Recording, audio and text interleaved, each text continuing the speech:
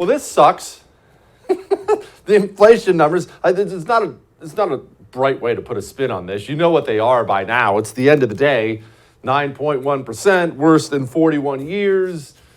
You know the numbers by now. Fuel oil, 100%. 100%. Gas up 60, flights up 34, eggs 33, milk 16, coffee 16, cars 11, meat, poultry, fish 10.4.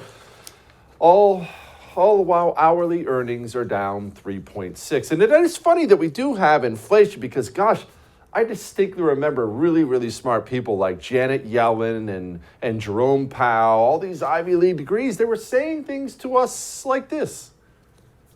Is there a risk of inflation? I think there's a small risk, and I think it's manageable. I believe it's transitory, but I don't mean to suggest that these pressures will disappear in the next month or two. I think I was wrong then about the path that inflation would take. I really do not expect that we'll be in a situation where inflation rises to troubling levels. Inflation is likely to take longer to return to our price stability goal than previously expected. Man, it's almost like the experts aren't experts at all. Joining me now, my friend Carol Roth, recovering investment banker and author of the book, The War on Small Business. And Carol, before we get into today, I think that's probably an appropriate place to start. The war on small business. Because here's what I see a lot of today, Carol, and I got to be honest, it really grinds my gears. I see a lot of politicians and pundits on the right who were all about printing money by the trillion back in 2020, $2.2 trillion CARES Act, almost universally passed by everybody. And today, everybody and their brothers saying it's all Joe Biden's fault. Carol, is this all Joe Biden's fault? You know, it's funny. I hate to say I told you so. No, actually, I really love it. But I told you so. I mean, we've been talking about this for multiple years.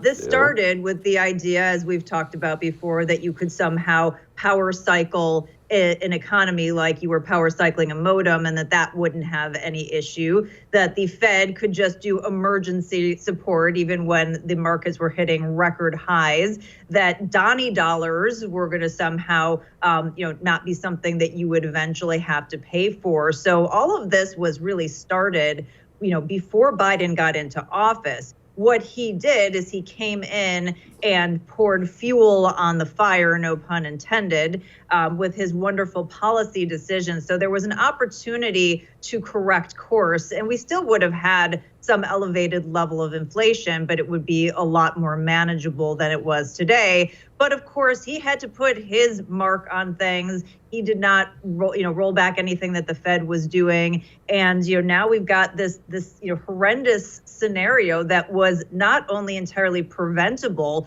but entirely predictable. And going to the clip that you showed when we first started, Yellen, in between her time as Fed chair and Treasury secretary, made $7.2 million giving economic speeches for somebody who couldn't see inflation coming. So how do we get in on this gig, Jesse? Because obviously we know a little bit more than she does based on what's been happening. Let's get some of that sweet speech cash. Can we do that? Yeah, I get, you know what, that's a really good point. Companies like Goldman Sachs shelling out $7 million to hear from that idiot. I'll do it for half, Goldman. Fine. All right, you know what, on this point. I'll put 5 out there. Yeah, exactly. Yeah, hey, we'll tag team them. All right, Perfect. Carol, before we get to where we're going, I do want to ask a different question in a different way about where we're going. I have long contended that the inflation we're seeing now, yes, obviously made worse by Biden. Biden's actually probably a good way to put it. I have long contended the inflation we're seeing now is actually inflation that was caused before he took office.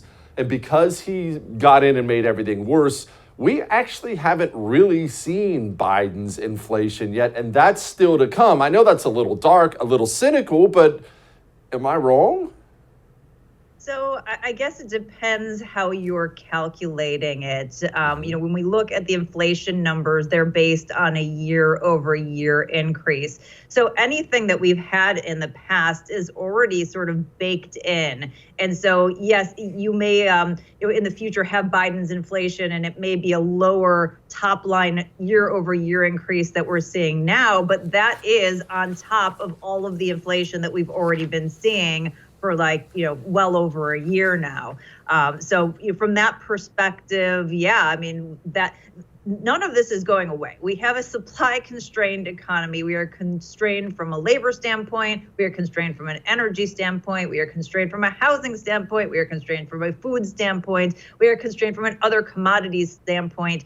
And the idea that somehow, these things, these raising rates and all of that is going to somehow fix those issues. These are long-term structural issues. Whatever is happening with oil and gas right now, we're still underinvesting. Long-term, that is going to continue to be an issue, and that flows, again, no pun intended, throughout the entire economy and is going to continue to put upwards pressure. So the idea that we're going to somehow get back to 2% inflation without completely blowing up the economy in some sort of, extended recession, I just don't fundamentally see how that's possible.